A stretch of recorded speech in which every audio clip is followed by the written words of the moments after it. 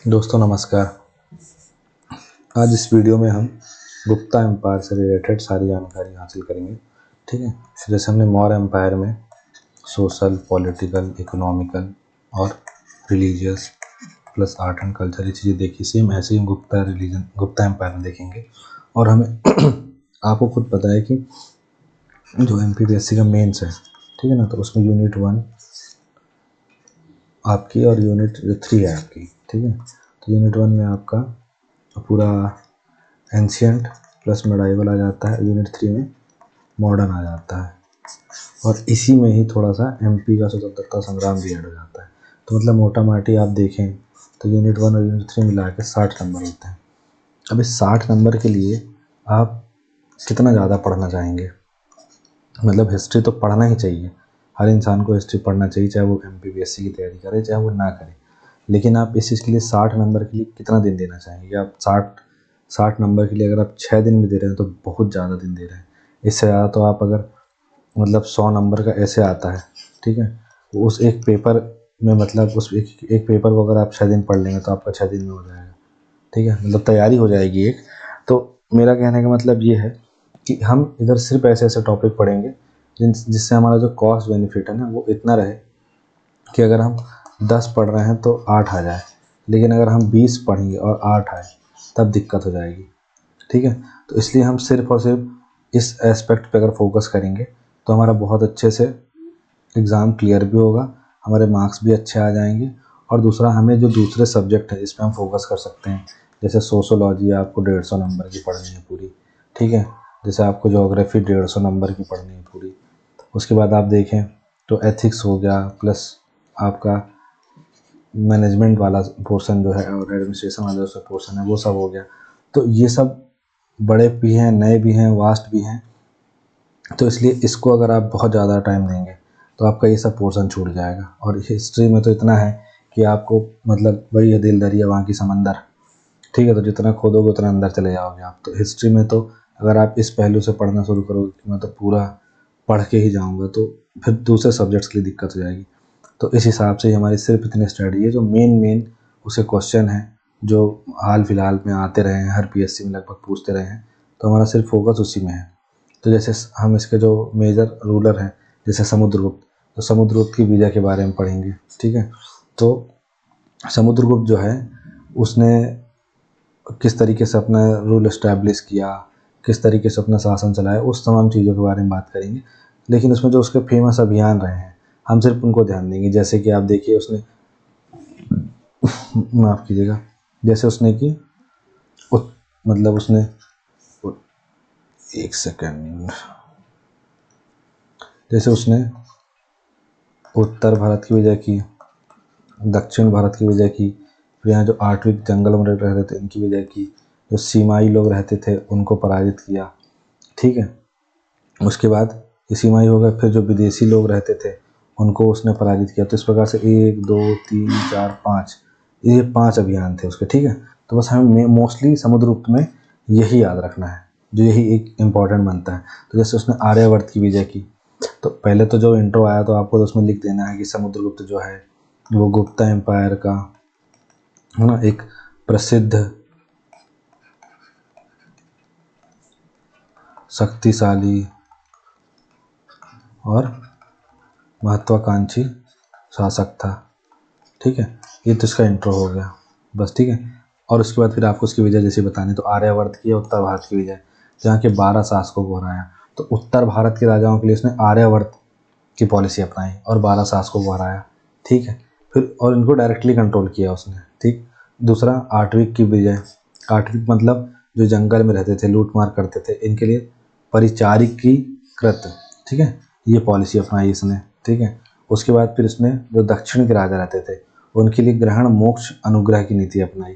ठीक है। उन्हें कहा कि जो उनके पास है उसको ग्रहण कर लिया, या उन्हें बोला कि आप हमें समय समय पर पैसा देते रहिएगा और हमारे अनुग्रह में रहिए, मतलब हमारे सबऑर्डिनेट बन के रहिए, ये उनसे कहा। क्योंकि देखिए यहीं पे समुद्रगुप्त ने अपनी चालाकी दिखाई, दिमाग दिखाया। अगर वो दक्षिण भारत को अपने डायरेक्ट कंट्रोल में लाने की कोशिश करता, तो जब समुद्रगुप्त अपने यहाँ से इस क्षेत्र से यहाँ तक पहुँचता और जब यहाँ से वापस यहाँ तक पहुँचता तो यहाँ वापस तख्ता पलट हो चुका होता। ठीक है। और फिर जब यहाँ आता तो वो उसका जीवन, जैसे औरंगजेब का जीवन दक्कन में ही गुजर गया, जीवन वो यही करता रहा, तो वैसे ही इसका भी जीवन हो जाता। तो इसलिए इसने ग्रहण मोक्ष अनुग्रह की नीति अपनाई। और जितने भी चालाक राजा थे, जितने भी बुद्धिमान राजा थे, उन सब ने यही नीति अपनाई कि हम दक्षिण भारत को डायरेक्ट कंट्रोल में नहीं रखेंगे, क्योंकि उससे हमारा सबसे ज़्यादा इकोनॉमिकल लॉस होगा। और जिन जिन ने ये कोशिश करी, जैसे मोहम्मद बिन तुगलक ने, जैसे औरंगजेब ने, इन सबको मतलब अपना जीवन दूभर ही करना पड़ा, ठीक है। तो आर्यावर्त की विजय, आर्टविको की विजय, जिसमें परिचारिकीकृत की नीति अपनाई। फिर दक्षिणापथ मतलब दक्षिण के राजाओं के लिए ग्रहण मोक्ष अनुग्रह की नीति अपनाई। फिर जो आपके सीमावर्ती राज्य थे, ठीक है, तो इनसे सर्व कर दानाज्ञाकरण प्राणागमन, ठीक है, इनसे क्या अपनाई कि जो वो कर जो है वो देंगे और बीच बीच में राज्य में आकर के राजा को प्रणाम करते रहेंगे। ये सीमावर्ती लोगों की नीति अपनाई, ठीक है। और जो विदेशी थे, ठीक है, उनके लिए क्या नीति अपनाई कि आत्मनिवेदन कन्योपायन। आत्मनिवेदन कन्योपायन के मतलब ये है कि वो सरेंडर करें और अपनी कन्या के विवाह समुद्र रूप से करें या उसके पुत्रों से करें, ठीक है। इससे क्या होगा कि उसका उससे जब वैवाहिक संबंध स्थापित हो जाएगा, तो वैवाहिक संबंध जब स्थापित हो जाएगा तो युद्ध की संभावना जो है वो बहुत कम हो जाएगी, ठीक। तो ये उसकी चालाकी थी, ये उसका दिमाग था। तो उसने इस तरीके से अपने साम्राज्य को बड़ा किया। क्या सैन्य, ये मतलब इसकी सैन्य नीति है, ठीक है। तो ये उसकी सैन्य नीतियाँ हैं। तो इसके माध्यम आर्यावर्त की विजय, ठीक है, उत्तर भारत के क्षेत्र में आर्यावर्त की विजय। फिर आर्टविको के प्रति परिचारिकीकृत की रणनीति। फिर दक्षिणापथ के शासकों के लिए ग्रहण मोक्ष अनुग्रह की नीति। फिर सीमावर्ती राज्यों के लिए सर्व कर दानाज्ञा करण प्राणागमन सर्व कर दानाज्ञा करण प्राणामागमन की नीति अपनाई, ठीक है, बहुत बड़ा नाम है। फिर विदेशी शासकों के लिए या विदेशी राज्यों के लिए उसने आत्मनिवेदन कन्योपायन की नीति अपनाई। ये बस आपको याद रखना है। इसके बाद आप देखिए, तो इसकी सैन्य नीतियाँ हो गई, ठीक है। फिर उसके बाद उसकी राजनीतिक कूटनीति ये थी कि उसने धर्म विजय की नीति अपनाई। पराजित शासकों को अधीनता के बाद अपने क्षेत्र को बनाए रखने की अनुमति मिली, ठीक है। तो इससे क्या होगा कि दोबारा विद्रोह नहीं होंगे, ठीक। ये नीति उसने अपनाई। दूसरा, उसके बाद उसने गठबंधन की नीति अपनाई, ठीक है। श्रद्धांजलि नहीं कहीं, कंडोलेंस की बात है। नेपाल, असम, श्रीलंका जैसे राज्यों ने नियमित श्रद्धांजलि देते हुए, श्रद्धांजलि मतलब समर्पण कहना चाहिए एक प्रकार से, देते हुए उसकी अधीनता स्वीकार कर ली, ठीक है। फिर रणनीतिक विजय और गठबंधनों के माध्यम से समुद्रगुप्त ने गुप्त साम्राज्य को एक विशाल और स्थिर राजनीतिक इकाई में विस्तारित किया, ठीक है। तो ये हमें समुद्रगुप्त के बारे में मोटा माटी समझ में आता है। और जो उसका मोस्टली क्वेश्चन बनता है तो यहीं से बनता है। फिर गुप्त साम्राज्य के संबंध में हमें बताना है, गुप्त साम्राज्य के विस्तार और व्यापार को मजबूत करने में चंद्रगुप्त द्वितीय और विक्रमादित्य का क्या महत्व है, ठीक है। पहला तो ये कि पश्चिमी विजय, ठीक है ना। चंद्रगुप्त द्वितीय ने गुजरात, मालवा, सौराष्ट्र में शक क्षत्रपों को हराया, जिससे गुप्त साम्राज्य को पश्चिमी तट तक पहुंच मिली और व्यापार मजबूत हुआ, ठीक है।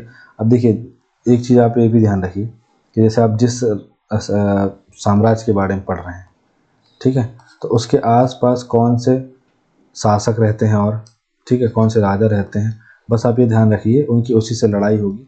और उनके राजनीतिक अभियान या सैन्य अभियान में आपको सिर्फ उन्हीं का नाम लिखना है। अगर आपको नहीं भी याद आ रहा है तो अब 10 में से 9 बार वही लोग होंगे जिनसे लड़ाई झगड़ा कर रहे होंगे। तो आप बस इतना ध्यान रखिए कि उनके जो पैरेलल रहे हैं, उनके जो कंटेम्प्रेरी रहे हैं, उनको आप याद रखिए, तो आपके लिए बहुत आसान हो जाएगा कि आपको उनके सैनिक अभियान में क्या लिखना है। वो उन्हीं से लड़ाई करेंगे, उनका काम ही तब यही है, बिना लड़े उनका चलेगा ही नहीं, वरना वो नहीं लड़ेंगे तो वो लड़ने आ जाएंगे, ठीक है। फिर रणनीतिक गठबंधन, तो वाकाटक राजवंश में विवाह किया अपनी बेटी का प्रभावती गुप्ता का रुद्रसेन द्वितीय के साथ, ठीक है। फिर इससे एक शक्तिशाली गठबंधन बन गया उस क्षेत्र में, वही वैवाहिक संबंध स्थापित करके इसने वो स्थापित किया, क्या कहना चाहिए, अपने राज्य को मजबूत किया। फिर आर्थिक समृद्धि, प्रमुख व्यापार मार्गों पर उसके नियंत्रण ने भारत के मसालों, वस्त्रों और कीमती पत्थरों के निर्यात को बढ़ावा दिया, ठीक है। भारत के मसालों, वस्त्रों, कीमती पत्थरों के निर्यात को बढ़ावा दिया, आर्थिक समृद्धि हासिल करने के लिए उसने, ठीक है। अब जब इनसे जीतेगा तो व्यापारिक मार्ग उसके पास हासिल हो जाएंगे। फिर सांस्कृतिक पुनर्जागरण, चंद्रगुप्त द्वितीय के दरबार में कालिदास, अमर सिंह, वराहमिहिर जैसे विद्वान रहते थे, है ना। इन्होंने साहित्य और विज्ञान को बढ़ावा दिया, मतलब आर्ट एंड कल्चर अच्छा फला फूला इसके समय में। इसके दरबार में आपके 9 रत्न रहते थे। ठीक है, ये जो 9 रत्न रहते थे ये एक ही क्षेत्र में नहीं बल्कि सब मल्टी टैलेंटेड थे, अलग अलग क्षेत्र में, जैसे कालिदास लेखन के क्षेत्र में, ठीक है, अमर सिंह लेखन के क्षेत्र में, वराहमिहिर खगोलकी के क्षेत्र में, ठीक है, ऐसे ही आर्यभट्ट थे, ऐसे ही घटकर्पण थे, ऐसे ही शंकु थे, ऐसे ही विक्रम बेताल थे, तो ढेर बेताल भट्ट, तो ढेर सारे लोग थे, अलग अलग चीज़ों में विद्वान थे। फिर राजनयिक संबंध, तो चीनी यात्री फाहियान आया, है ना, उसने भारत का दौरा किया और गुप्त समृद्धि और प्रशासन का दस्तावेजीकरण किया। तो हमें आज गुप्त साम्राज्य के बारे में जो बहुत सी जानकारियाँ मिलती हैं वो फाहियान से मिलती है। ठीक है, फाहियान के ग्रंथ, शायद इसका ग्रंथ का नाम है फाहियान और ह्वेनसांग आया था एक हर्षवर्धन के दरबार में। तो फाहियान का मेरे ख्याल से सीयूकी ग्रंथ होना चाहिए। ठीक, तो इन सब से हमको जानकारी मिलती है। तो ये हमें ध्यान रखना है कि जब से हम अगर इसके बारे में अगर हम लिख रहे हैं तो इसका राजनीतिक प्लस सैन्य, ये दोनों चीज़ें हम लिख देंगे। इसके बाद फिर हम जब यहाँ इसकी रणनीतिक कौशलता लिख देंगे, जैसे इसने वैवाहिक संबंध द्वारा अपने साम्राज्य को मजबूत किया। फिर इकोनॉमी को मजबूत करने के लिए क्या किया इसने, तो व्यापार वाणिज्य को मजबूत किया, मसालों, वस्त्रों, कीमती पत्थरों के निर्यात को बढ़ावा दिया। ठीक है, फिर कल्चरल में मतलब आर्ट एंड कल्चर वाले पोर्शन में तो इसने लिटरेचर, ठीक है, और जो अलग अलग फील्ड के लोग हैं उन सबको अपने दरबार में शरण दी, तो 9 रत्न रखे इसने।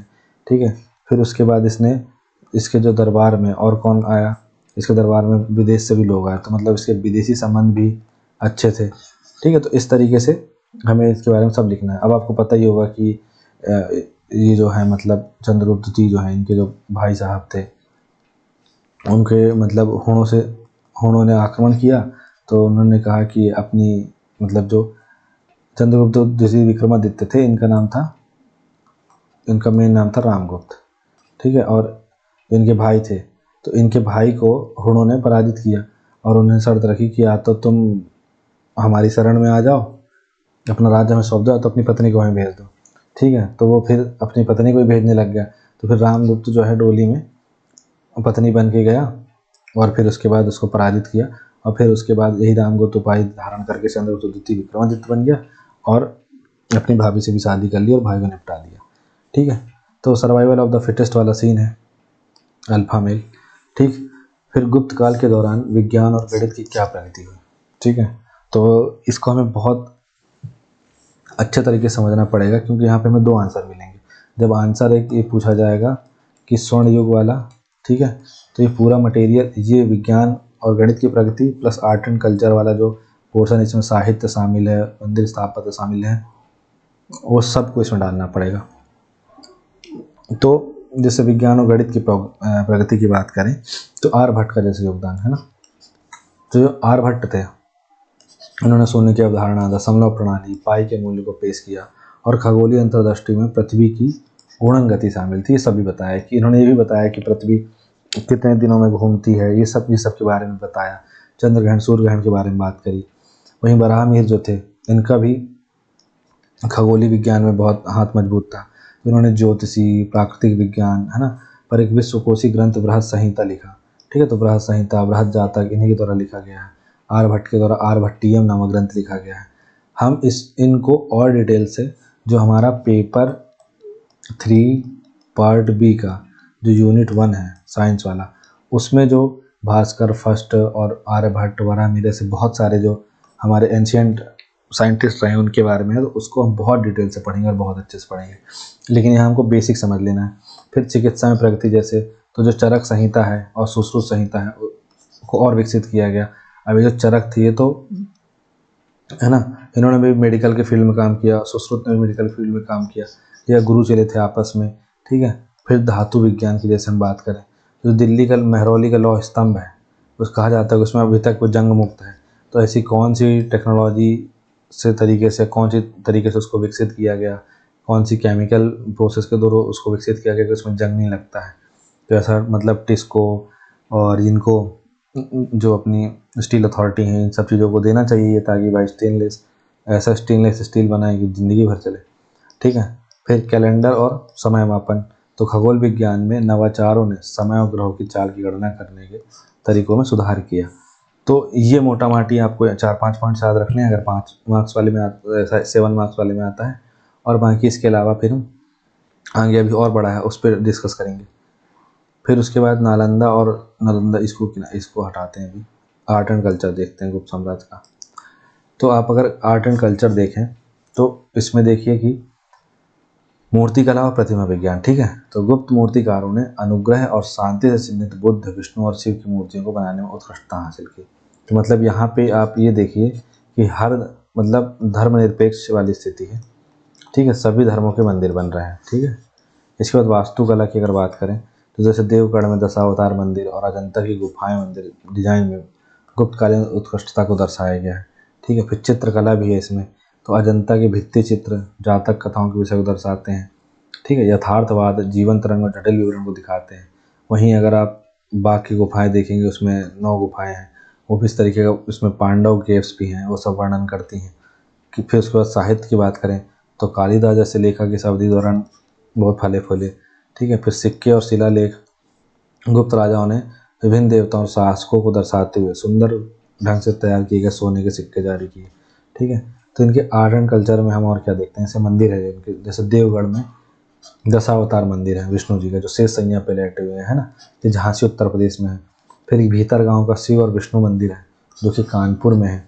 फिर तिगवा का विष्णु मंदिर है जो कि आपके कटनी मध्य प्रदेश में है। फिर भूमरा का शिव मंदिर है जो सतना में है। ऐसे ही खोह का शिव मंदिर है वो भी सतना में है। फिर नचना कुठार का पार्वती मंदिर है, ये पन्ना में है। तो आपको ये तमाम चीज़ें याद रखनी है और साथ ही आपको याद रखना है कि फर्स्ट टाइम जो मंदिर है, ठीक है। तो आप याद रखिए इंडस वैली सिविलाइजेशन, वैदिक एज, लेटर वैदिक एज, मॉडर्न एज, यहाँ कहीं भी हमको मंदिर नहीं मिलती। फर्स्ट टाइम हमें जो टेम्पल है वो उसका कंस्ट्रक्शन जो है वो आपके गुप्ता एम्पायर में देखने को मिलता है। और उसे ही नागर शैली, मतलब नागर शैली का इसको एग्जाम्पल बोलते हैं, ठीक है। तो फर्स्ट नागर शैली जो टेम्पल्स हैं वो डेवलपमेंट उसका नॉर्थ इंडिया में हुआ है, वो भी गुप्ता रिलीजन में, गुप्ता एम्पायर में हुआ, ठीक है। और नागर शैली जैसे द्रविड़ शैली है साउथ की, नागर शैली अपने उत्तर भारत की, और जो वेसारा शैली है वो नॉर्थ और साउथ की मिक्स है, जो आपको इधर मिलेगी वल्लभी गुजरात वाले इस इलाके, महाराष्ट्र वाले इलाके में, ठीक है। तो दोनों का मिक्स है वो, उसमें शिखर भी होगा, शिखर नहीं भी होगा, इस तरीके की चीज़ होंगी। तो गुप्त साम्राज्य की कला और संस्कृति में आपने ये सब तमाम चीज़ें आपको, इतने मंदिरों के नाम तो मोस्टली याद ही रखने हैं कि देवगढ़ का ये मंदिर, भीतर गाँव का ये मंदिर, तिगवा का विष्णु मंदिर, भूमरा का शिव मंदिर, नचना कुठार का पार्वती मंदिर। इसके बाद फिर आपको मंदिर व चित्रकला के क्षेत्र में आपको याद रखना है कि अजंता की गुफाएं जो हैं वहाँ बहुत कालीन चित्र मिलते हैं। एलोरा ने लीजिएगा साथ में, ठीक है। फिर बाकी गुफाएं हैं उसमें भी चित्र मिलते हैं गुप्तकालीन।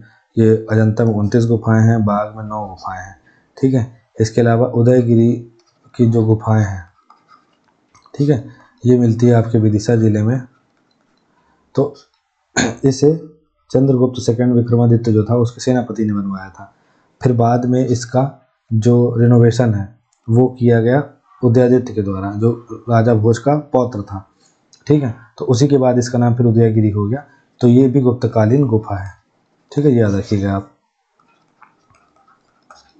तो ये तमाम चीज़ें आपको फैक्ट्स याद रखना। अब जो साहित्य वाला पोर्शन यहाँ पे मैंने छोटा सा इसलिए रखा है क्योंकि आगे इसको बड़ा सा भी दिखाया जाएगा। चित्रकला में आपको बस ये दोनों चीज़ें ही याद रखिएगा। मंदिर में आपको ये तमाम चीज़ें याद रखनी है, ठीक है। फिर मूर्ति कला में आपको ये देखना है कि विष्णु, बुद्ध और शिव की मूर्तियाँ बनी हैं। फिर आपको सिक्के और शिलालेख के बारे में ही लिखना है कि देवता और शासकों को दर्शाते हुए सुंदर रूप से गढ़ा गया, सोने के सिक्के जारी किए गए, ठीक है। बस स्टार्टिंग में आपको लिख देना है कि ये फर्स्ट टाइम टेम्पल के और नागर शैली के टेम्पल के एग्जाम्पल है, दैट्स इट। फिर डिटेलिंग तो बहुत ज़्यादा है, उस पर भी हम नहीं जाना चाहते। फिर हम देखिए जो सामाजिक पहलू गुप्त साम्राज्य है ना, तो आप देखिए जो जाति व्यवस्था है। अब जाति व्यवस्था तो आप ये समझिए कि अब देखिए महिलाओं की स्थिति हमें ये करते जाइए, ठीक है, गिराते ही जाइए। शूद्रों की स्थिति गिराते ही जाइए। यहाँ पे थोड़ी सी बेटर होगी, उसका रीज़न मैं बताऊंगा। थोड़ी सी बेटर होगी, इकोनॉमिकल बेटर होगी, सोशली बेटर नहीं होगी, ठीक है। फिर उसके बाद जो जाति व्यवस्था है वो उसको तो आप जटिल बनाते जाइए, जितना जटिल बना सकते हैं बनाते जाइए, ठीक है। आज के ज़माने में जब ये चीज़ इतनी, मतलब इसको आज के ज़माने में कम होना था, लेकिन ये आज के ज़माने में सबसे ज़्यादा होती जा रही है, ठीक है। इसके बाद एक चीज़ और याद रखिए, जो पितृ सत्तात्मा है, पितृ सत्तात्मक समाज है, ठीक है। तो इसको भी आप बड़ा रूप देते ही रहिए, ये होता ही रहेगा। ठीक है, तो हमें इन पॉइंट्स को याद रखना है सामाजिक पहलू में। इसके बाद आप देखिए, मैं आपको बताता हूँ जाति व्यवस्था। जाति संरचना कठोर हो गई, ब्राह्मणवादी प्रभुत्व पर अधिक जोर दिया गया। ठीक है, एक सेकंड रुकिएगा।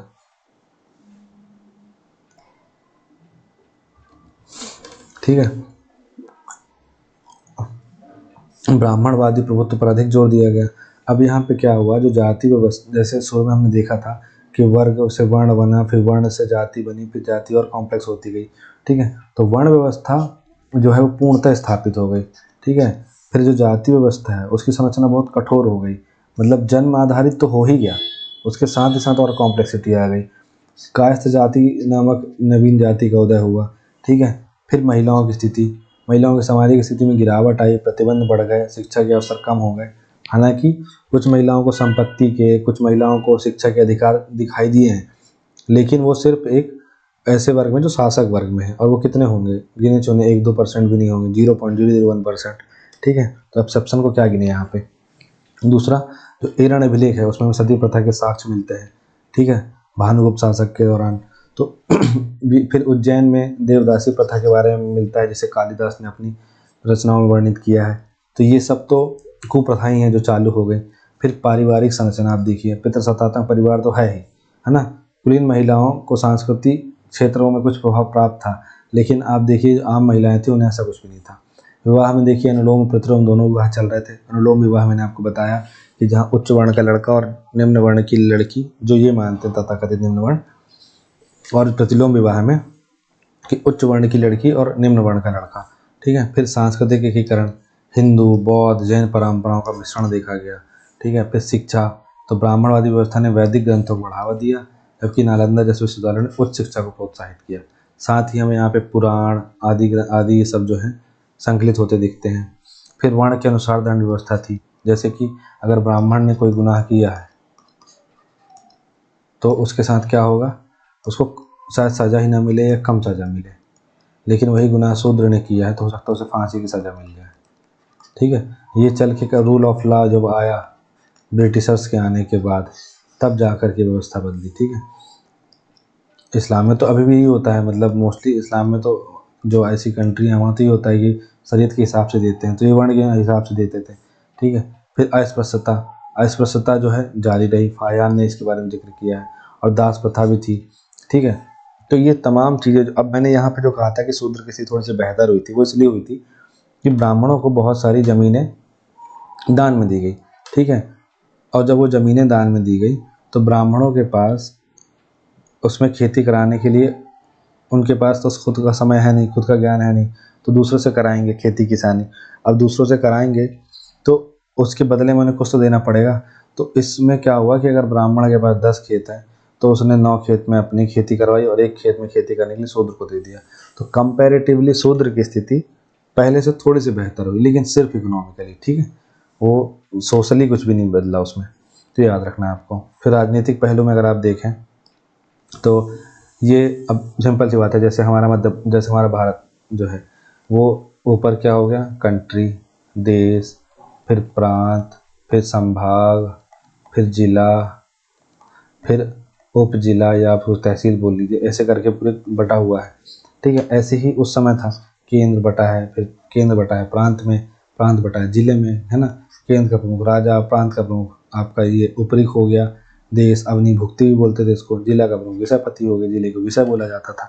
तो अब देखिए केंद्रीकृत प्रशासन था, भाई डेमोक्रेसी तो होगी नहीं, सिंपल सी बात है ना, कि डेमोक्रेसी चल रही है, रिपब्लिकन चल रहा है, ये सब तो कुछ है नहीं। तो इसमें लिखिए आप सिंपल सा कि केंद्रीकृत था, राजा के पास सब कुछ शक्ति थी, मंत्रिपरिषद की सहायता प्राप्त होती थी।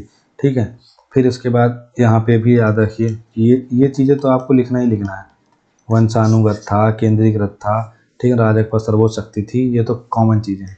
फिर अब प्रांत में आ जाए तो साम्राज्य को भुक्तियों में बांटा गया था, फिर इनको विषयों में बांटा गया था, फिर इनको ग्रामों में बांटा गया था। तो एक ही आप ऐसा यहाँ पे कॉर्नर पे एक बॉक्स बना दीजिएगा, जिसमें ऐसे आप पूरा लिख दीजिएगा कि केंद्र, प्रांत, ठीक है, विषय। अब आपको ये याद रखना है कि यही चीज़, जैसे केंद्र मौर्य एम्पायर में, फिर जो प्रांत था, फिर ठीक है ना, प्रांत के नीचे मंडल था, मंडल के नीचे विषय था, विषय के नीचे फिर नगर था, ग्राम था, ये उसकी क्रोनोलॉजी अलग है, तो ये याद रखिएगा। यहीं पे जैसे ये विषय हम पढ़ रहे हैं, यही फिर नीचे जो तहसील आएगा तो ये परगना हो जाएगा मिडाइवल एज में, तो इस तरीके से बदलता रहेगा। तो हमें इतना तो याद रखना है कि इस तरीके का सिस्टम चलता रहेगा आपका पूरा।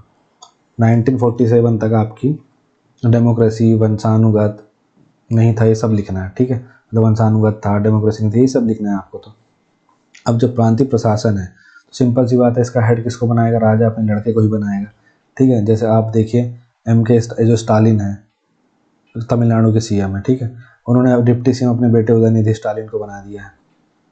क्यों बना दिया है? क्योंकि जैसे ही वो अब दाएं बाएं होंगे या पॉलिटिक्स से बाहर होंगे, या जब वो अभी मान लीजिए वहाँ पे कुछ उथल पुथल हो जाता है, तो उसके बाद उनका बेटा ही संभाले उस चीज़ को, ठीक। तो ये सिस्टम चलता है। तो प्रांतीय प्रशासन में कौन प्रमुख होता था? जो राजा का जो युवराज होता था वही प्रमुख होता था। उसके बाद आप राजनीतिक पहलू में अगर आप चीज़ देखें, न्यायिक प्रणाली देखें, तो धर्मशास्त्र द्वारा निर्देशित कानूनों के साथ राजा कानूनी मामलों में अंतिम अधिकारी होता था। महादंड नायक नामक अधिकारी तो होता ही था, लेकिन सब सर्वोच्च जैसे राष्ट्रपति होता है ना, सुप्रीम कोर्ट के बाद भी राष्ट्रपति, तो उसी तरीके से। दूसरा वही मैंने बताया कि वर्ण व्यवस्था के अनुसार न्याय प्रणाली थी। फिर आप कूटनीति और सैन्य नीति में देखें तो रोम, फारस, चीन के साथ फाया नया राजनीतिक संबंध भी थे। साथ ही नगर प्रशासन की अगर बात करें तो नगर प्रशासन का जो प्रधान होता था उसे पुरपाल कहा जाता था, ठीक है ना। जैसे पुर यानी होता है किला वगैरह, तो नगरों में किले वगैरह रहते हैं, तो किलों का जो प्रमुख हो गया संभालने वाला। फिर जो ग्राम होता था उसका प्रमुख ग्रामिक होता था, याद रखना है। फिर सैन्य व्यवस्था थी, तो सैन्य में आपके बोफोर्स, और सैन्य में आपके फिर यहाँ पे क्या नाम था उसकी मिसाइल का, राफेल हो गया, है ना, MiG-21 हो गया, F-400 हो गया, तो ऐसी मिसाइलें थी, है ना। तो ये याद नहीं रखना है, आपको याद रखना है कि वही हाथी थे, घोड़े थे, मतलब पैदल वाले थे, ठीक है ना, और रथ वाले थे। तो ये 3-4 चीज़ें आपको याद रखनी है राजनीतिक पहलू में, ठीक है। फिर आपको ये भी लिख देना थोड़ा बहुत कि गुप्तचर व्यवस्था भी थी, कुछ अपने से भी फेंक दीजिएगा, कोई दिक्कत नहीं। अब इकोनॉमिकल पर्सपेक्टिव में क्या होता है, अब पता तो है आपको, ठीक है। कृषि आधारित है, कोई इंडस्ट्री तो लगी नहीं है, ठीक है। अधिकांश आबादी खेती पर निर्भर है, जिसमें चावल, गेहूँ, गन्ना, श्री अन्न तो बो नहीं रहे हैं, ठीक है, बोते रहे होंगे, अब श्री अन्न बोलते हैं। फिर व्यापार और वाणिज्य, तो गुप्तों ने दक्षिण पूर्व एशिया, रोम और मध्य पूर्व के साथ व्यापारिक संबंध बनाए, ठीक है। शिल्प और उद्योग, तो अब शिल्प उद्योग में आप बिल्कुल धातु लिख दीजिए, धातु शिल्प। और धातु शिल्प में सोना, चांदी, तांबा, जो जो आपको धातु याद है वो लिख दीजिए, ठीक है। तो सोने का काम स्वर्णकार करते थे, ठीक है ना। फिर चांदी का काम जो भी कर रहा हो, तांबे का काम ताम्रकार कर रहा है, ठीक है। फिर मिट्टी का काम कुम्हार कर रहा है, फिर जो आपका लकड़ी का काम है वो बढ़ई कर रहा है। तो ऐसे लिख दीजिए, जो आपका शिल्प उद्योग यहीं पे बहुत अच्छे से हो जाएगा, ठीक है। बहुत ज़्यादा हम कॉम्प्लेक्सिटी बना लेते हैं ना, इसलिए हमको समझ नहीं आता कि इसमें लिखे क्या, लेकिन है बहुत सिंपल है। फिर आर्थिक पहलू में शहर भी आ जाएंगे, तो जो कैपिटल्स के आसपास पाटलिपुत्र, उज्जैन, मथुरा, ठीक है, आपका जो काशी जैसे शहर है, ये सब व्यापार केंद्र है ना, मतलब टेक्सटाइल के लिए बहुत फेमस जगह थी ये सब चीज़ें। फिर जो सिक्का प्रणाली है, सोने, चांदी, तांबे के सिक्के जारी किए। सोने में दिनार, चांदी में रूपक, तांबे को मासक कहा जाता था। ये आर्थिक समृद्धि का संकेत दे रहे थे। फिर प्रमुख नगर अपन ने लिख दिए।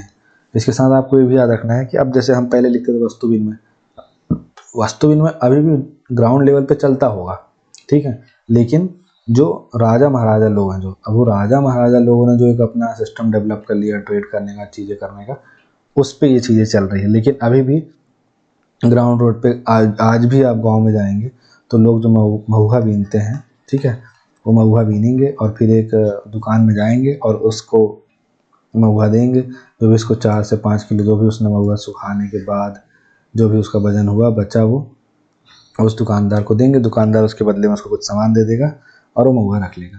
तो ये भी बाटा सिस्टम ही है। तो एकदम लोकल ग्राउंड लेवल पे तो अभी भी वो चल रहा होगा, लेकिन हमें ये याद रखना है कि ये सिक्का प्रणाली तो शुरू हो गई, ठीक है। और जिसमें सिक्का प्रणाली शुरू हुई तो सोने को दिनार बोल रहे हैं, ठीक है, चांदी को रूपक बोल रहे हैं और तांबे को मासक बोल रहे हैं। देखिए जब अभी गुप्त रिलीजन आ गया है ना, तब अभी तक इधर भारत में इस्लाम नहीं आया है। तो आप ये मत समझिए कि जो दिनार है ये वर्ड जो है अरबों के आने के बाद आया है ना। फिर अगला हमें देखना धार्मिक पहलू। धार्मिक पहलू में आप देखिए कि हिंदुओं का पुनरुत्थान हुआ, ठीक है। जैसे जो ब्राह्मणवाद का जो है पुनरुत्थान हुआ, ऐसे हुआ कि विष्णु शिव और देवी को समर्पित मंदिर बने, जैसे 10 अवतार है ना मंदिर बना देवगढ़ का। फिर उसके बाद आप देखिए नचना कुठार का पार्वती मंदिर बना, खोह का शिव मंदिर बना, भूमरा का शिव मंदिर बना। तो ये सब क्या दिखा रहा है कि अब भिन्न भिन्न देवताओं की इसमें एंट्री हो रही है। दूसरा अवतारवाद, ठीक है, जैसे कि मत्स्य कूर्म ऐसे बढ़ते बढ़ते फिर आपका नरसिंह, परशुराम, राम, कृष्ण, ठीक है, फिर उसके बाद आपका कल्कि। तो इस तरह से अवतारवाद, फिर बुद्ध को भी अवतार घोषित कर दिया गया। तो सबसे मतलब बुद्ध सबसे बड़ा किया तो उन्होंने बुद्धों के साथ ये किया कि बुद्ध को ही अपने अवतार में शामिल कर लिया कि बुद्ध भी जो है हिंदू धर्म के अवतारों में ही शामिल है। तो मतलब बुद्ध धर्म को ही अपने में शामिल कर लिया। फिर मूर्ति पूजा जैसी चीज़ें शुरू हो गई, ठीक है। धर्म में स्त्रीत्व आया, जैसे कि विष्णु के साथ लक्ष्मी जी को और शिव जी के साथ पार्वती जी को जोड़ा गया। तो ये तमाम चीज़ें इसमें शामिल हुई। फिर वैष्णव विष्णु जी की पूजा हुई, वैष्णववाद शिव जी की, शैववाद, ये सब का उदय हो गया। तो अलग अलग सेक्ट्स बन गए, मंदिरों में व्यापक पूजा की जाने लगी। फिर बौद्ध धर्म और जैन धर्म, इनमें गिरावट तो देखी गई, लेकिन बौद्ध और जैन परंपराएं सांस्कृतिक और शैक्षिक क्षेत्रों में प्रभावशाली रही, ठीक है। हालांकि जो जो गुप्ता एम्पायर के रूलर थे वो सहिष्णु बने रहे, तो इसलिए उन्होंने बौद्ध धर्म जैन धर्म को कुछ खास नुकसान नहीं हुआ। बौद्ध धर्म जैन धर्म अपनी खुद की वजह से नुकसान पा गए, वो अलग बात है, मठ की वजह से, अनुशासन की वजह से, घोर अहिंसा की वजह से, बाकी इनकी वजह से ऐसा कुछ नहीं हुआ। फिर धार्मिक सहिष्णुता, तो गुप्त शासकों ने विभिन्न धर्मों की सद्भाव बनाए रखा, बहुलवाद को बढ़ावा दिया, ठीक है, अनुष्ठानों को बढ़ावा दिया, अश्वमेध जैसे बलिदान समारोह को गुप्त राजाओं के अधीन प्रमुखता मिली। अब देखिए ब्राह्मणवाद आ गया तो सब तो हो गई, ठीक है। फिर उसके बाद आप देखिए कि आपको इसमें और क्या लिखना है कि जो पुराण है, ठीक है, उपनिषद है, ठीक है, अन्य जो चीज़ें हैं उनका इसमें पूरा संकलन होगा, ठीक, याद रखना है आपको। अब आगे बढ़ते हैं। गुप्त काल को स्वर्ण युग क्यों कहा जाता है? इसके पहले एक चीज़ और पढ़ लेते हैं, चंद्रगुप्त द्वितीय विक्रमादित्य के 9 रत्न, ठीक है।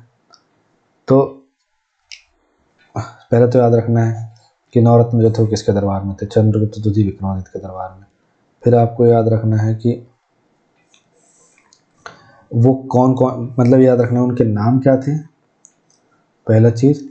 उसके बाद वो क्या थे और उन्होंने क्या रचनाएं करी हैं, ठीक है। अब लेखक में तो रचना आ गई, लेकिन और कोई अगर किसी चीज़ का विशेषज्ञ है तो वो क्या है? यही, जैसे कालिदास थे, है ना। तो कालिदास जो थे एक प्रसिद्ध कवि थे और नाटककार थे, ठीक है। तो इन्होंने अभिज्ञान शाकुंतलम लिखा, ठीक है, मेघदूतम लिखा, रघुवंशम लिखा, ठीक है। तो जो मेघदूतम लिखा, रघुवंशम लिखा, अभिज्ञान शाकुंतलम लिखा, फिर विक्रमोर्वशीयम लिखा, ठीक है। और देख लीजिए बहुत लंबी लिस्ट है, विक्रमोर्वशीयम, ठीक है, ऋतु संहारम, ठीक है। फिर इसके बाद आप देखिए जो शिव पार्वती विवाह के ऊपर कुमार संभवम, ठीक है, ये तमाम चीज़ें इन्होंने लिखी, ठीक है। तो इन्होंने नाटक भी लिखा। अब जैसे विक्रमोर्वशीयम, अभिज्ञान शाकुंतलम, कुमार संभवम, ये सब नाटक की श्रेणी में आते हैं। मेघदूतम, ऋतु संहारम, रघुवंशम है, ठीक है, ऐसे तमाम चीज़ें हैं। तो इन्होंने नाटक भी लिखा, खंड काव्य भी लिखा, महाकाव्य भी लिखा, ठीक है। आप इनके ऊपर एक मोहन राकेश बहुत अच्छे नाटककार हैं, वो उन्होंने एक रचना लिखी है, आषाढ़ का एक दिन। ये कालिदास के ही ऊपर है, ठीक है। ये काल्पनिक कहानी है जो कालिदास के बारे में लिखी गई है, तो आप इसको एक बार जरूर पढ़ें। फिर इसके बाद अमरकोश जो है एक प्रसिद्ध संस्कृत व्याकरणविद है, ठीक है ना, और कोशकार हैं जो अपने अमर कोश के लिए प्रसिद्ध थे। कोश मतलब जैसे होता है ना विकिपीडिया, इंसाइक्लोपीडिया, इस टाइप से। और एक जो प्रमुख संस्कृत के जानकार थे, तो संस्कृत के व्याकरणविद है, तो वही सब संस्कृत की धातुएं, ये सब चीज़ें ये इसमें लिखते थे, समाहित करते थे कि आपको कैसे पढ़ना है। जैसे हम नहीं पढ़ते स्यादवाद, तो स्यादवाद में स्याद शब्द जो है वो स्यात शब्द से स्याद बना है, जो कि संस्कृत की इस धातु के अंतर्गत आता है, इस तरीके से, ठीक है। फिर धन्वंतरी जो थे ये अपने MBBS तो उस जमाने के, तो आयुर्वेद और BA MS कर रखा था इन्होंने, है ना। तो आयुर्वेद और चिकित्सा के विशेषज्ञ थे।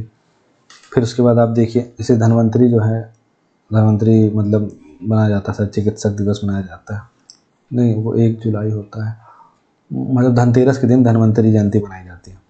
फिर वरामिहिर एक खगोल शास्त्री थे और ज्योतिषी भी थे, और बृहद संहिता, बृहद जातक जैसे ग्रंथ लिखे, और ज्योतिष और प्राकृतिक विज्ञान, मौसम विज्ञान संबंधी, खगोल विज्ञान, ज्योतिष विज्ञान, ये सब की जानकारी दी इन्होंने। फिर आर्यभट्ट जो थे तो एक महान गणितज्ञ, खगोल शास्त्री, आर्यभट्टी नामक ग्रंथ के लिए जाने जाते हैं।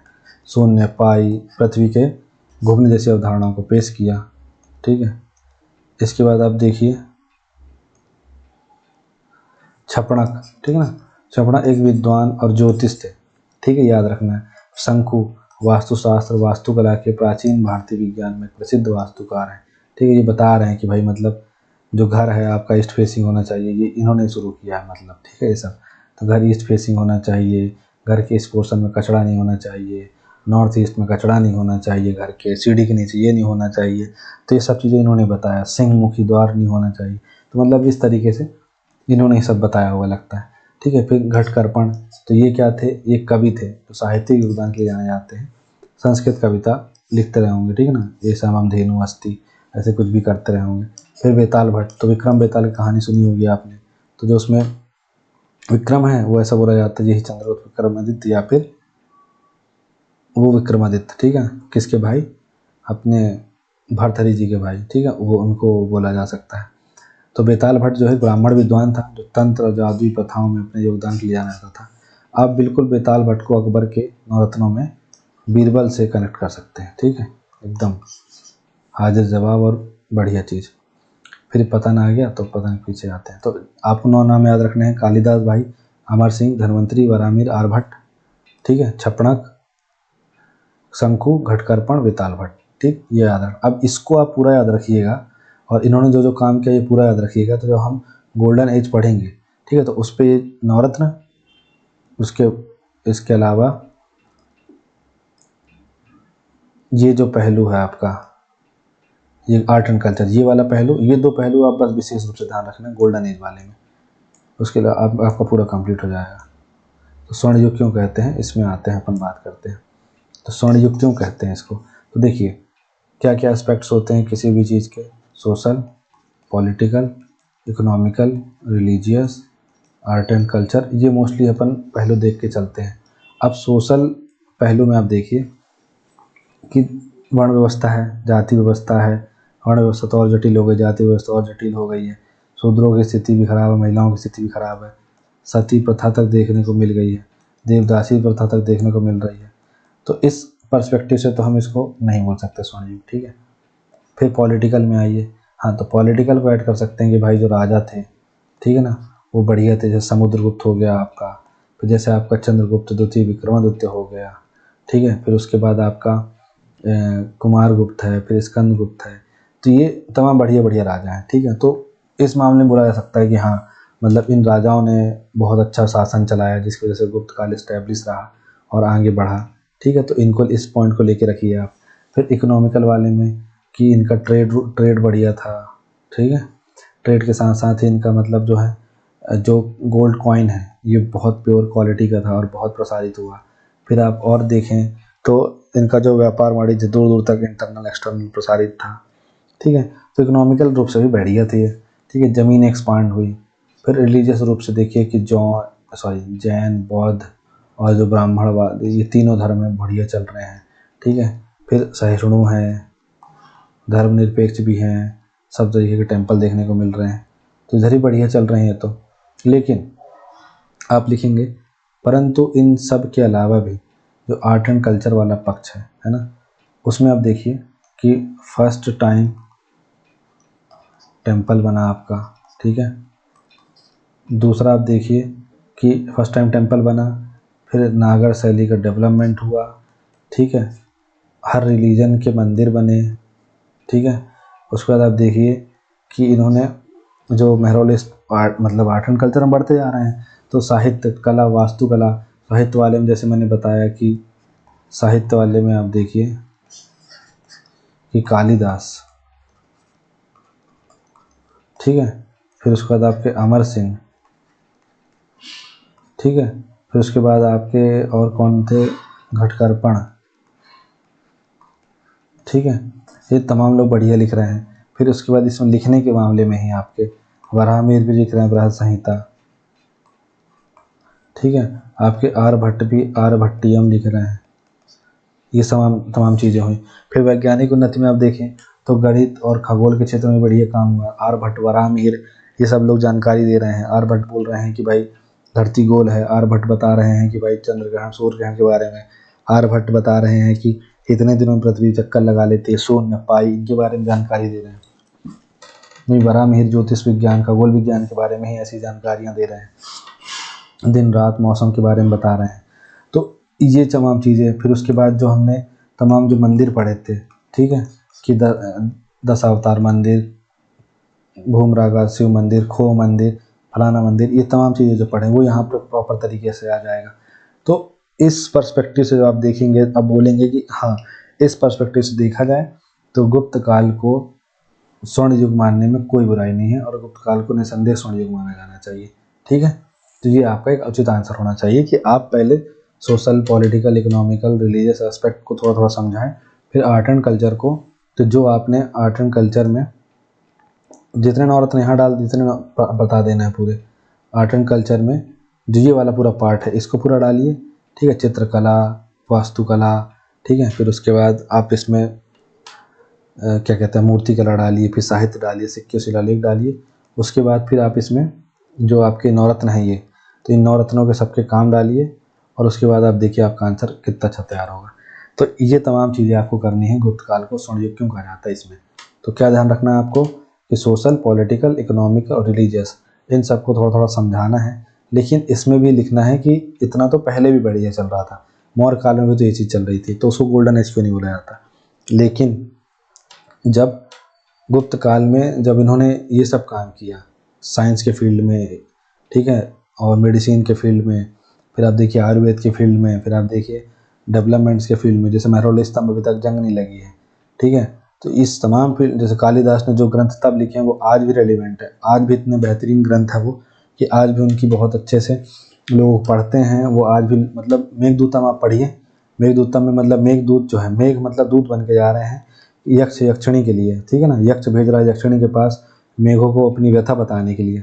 तो सोचिए मेघ को, मतलब कितना इमेजिनरी डिप्लोमेटिक आदमी है कालिदास कि मेघ को दूध बना करके, जैसे अंगद को दूध बना करके भेजा गया था रावण के सामने, ऐसे वो मेघ को दूध बना करके, मतलब एस जयशंकर बना दिया उन्होंने मेघ को, ठीक है। तो ये समझिए, कल्पना समझिए, इस तरीके की रचनाएं कर रहे हैं। आर्यभट्ट जैसे लोग हैं, बिना किसी इक्विपमेंट्स के ये बता रहे हैं कि ये फलाना ग्रह है, ये ढिकाना ग्रह है, ये बता रहे हैं कि दिन रात क्यों होता है, चंद्र ग्रहण कैसे होता है, सब बता रहे हैं। तो ये अपने आप में नासा, इसरो ना होने के अभाव में इस तरीके की जानकारी देना बहुत ही अद्वितीय चीज़ है। तो इस मामले में इनको स्वर्ण युग बोला जा सकता है, ठीक है। इसका ग्लोरिफिकेशन करने की जरूरत नहीं है। लेकिन अब आता है अगला हमारा पतन, कि इनका पतन क्यों हुआ गुप्त साम्राज्य का। तो इसका पतन होने का कारण ये है कि भाई वही जो पहले में था, मौर्य में था, कमजोर उत्तराधिकारी, ठीक है ना। अब स्कंदगुप्त के शासनकाल के बाद गुप्त शासकों में मजबूत नेतृत्व और प्रशासनिक कौशल की कमी हो गई, हुणों द्वारा आक्रमण हुआ, ठीक है। अब ये कमज़ोर हो रहे हैं तो वो मजबूत हो रहे हैं, ये वो जब तक कमज़ोर थे तो ये मजबूत है तब तक, ठीक है। तो स्कंदगुप्त ने इनको, स्कंदगुप्त जो है, शुरू में स्कंदगुप्त ने हुणों को खदेड़ा, लेकिन बाद में वो सक्षम नहीं रहा। तो फिर हुणों का आक्रमण भी जो था वो गुप्त के पतन में बड़ा रोल निभाया। कमजोर उत्तराधिकारियों ने रोल निभाया। आर्थिक गिरावट, सोने की जो मुद्राएं थी उनमें मिलावट होने लगी, व्यापार में गिरावट आने लगी, विशेष रूप से मध्य एशिया और भूमध्य सागर के साथ अर्थव्यवस्था को कमजोर कर दिया। सत्ता का विकेंद्रीकरण हुआ। विकेंद्रीकरण जैसे आप समझिए केंद्रीकृत प्रशासन चलता था ना, जहाँ फिर सिस्टम शुरू हो गया कि ये वाला सिस्टम शुरू हो गया, डिस्ट्रीब्यूशन ऑफ पावर, ये फलाना ढिकाना। तो इससे सामंत जो थे, है ना, प्रांतीय के वरना स्थानीय सामंतों की स्वायत्ता बढ़ गई और ये जो केंद्र था ये कमज़ोर हो गया। तो जब ये कमज़ोर हो गया तो ये इसकी सुन ही नहीं रहे हैं, ये इसकी सुन नहीं रहे इसलिए कमज़ोर हो गया, ये कमज़ोर हो गया इसलिए सब इसकी सुन ही नहीं रहे हैं। तो ये अपने इनके पास सेना है, इनके पास लोग हैं। अब राजा का सीन ये है कि जब ये लोग जो हैं अपनी सेना इसको देंगे किसी युद्ध के समय पे, अब दिए तो दिए, नहीं दिए तो नहीं दिए। तो इस तरीके से राजा इन पर पूरा निर्भर हो गया। तो ये भी एक विखंडन ने साम्राज्य को अस्थिर कर दिया, ये भी एक समस्या बनी। फिर प्रशासनिक भ्रष्टाचार, ठीक है, केंद्रीय सत्ता के कमजोर होने के साथ ही, वो तो होता ही है, ठीक है, भ्रष्टाचार फैल गया और शासन व्यवस्था और भी खराब हो गई। फिर और देखिए कि सामाजिक और धार्मिक चुनौतियाँ, कठोर जातिगत विभाजन, जैसे मैंने आपको बताया था कि बहुत ज़्यादा मतलब जटिल हो गई जाति व्यवस्था, सामाजिक असमानता का उदय हो गया, ये सबसे अशांति पैदा हुई। रूढ़िवादी ब्राह्मणवाद पर जोर देने से समाज के कुछ वर्ग हाशिए पर चले गए, ठीक है। फिर सैन्य शक्ति में गिरावट आई, ठीक, अभी केंद्रीकृत होगा तो सैन्य शक्ति तो गिरेगी। फिर जलवायु और प्राकृतिक कारक ये हटा दीजिए, ठीक है। क्षेत्रीय शक्तियों का उदय, ये बोल सकते हैं, वाकाटक मालवा में, मैत्रक और यशोधर्मन जैसे उभरते क्षेत्रीय राजवंशों में, है ना। यशोधर्मन जैसे आपका जो कौन सा वंश है उधर आपका मंदसौर में, होलिकर, है ना। तो ये जो गुप्तों के जो सामंत थे उनका प्रभुत्व बढ़ गया, ठीक है। फिर सांस्कृतिक और बौद्धिक बदलाव, तो इस तरीके से आप देखेंगे गुप्त साम्राज्य का पतन आंतरिक कमजोरियों, लगातार बाहरी आक्रमणों के संयोजन के परिणाम स्वरूप हुआ। इनके पतन के बावजूद कला, विज्ञान, साहित्य में गुप्त काल के योगदान ने सदियों तक भारतीय समाज को प्रभावित करना जारी रखा, आज भी जारी रखा है। आज भी वो मंदिर मौजूद है और वो आज भी मतलब जो नागर शैली के डेवलपमेंट में बड़ा रोल निभाया उन्होंने। तो इस तरीके से हमने गुप्त साम्राज्य के बारे में सब पढ़ा। आई होप आपको समझ में आया होगा। Thank you for so much watching this video.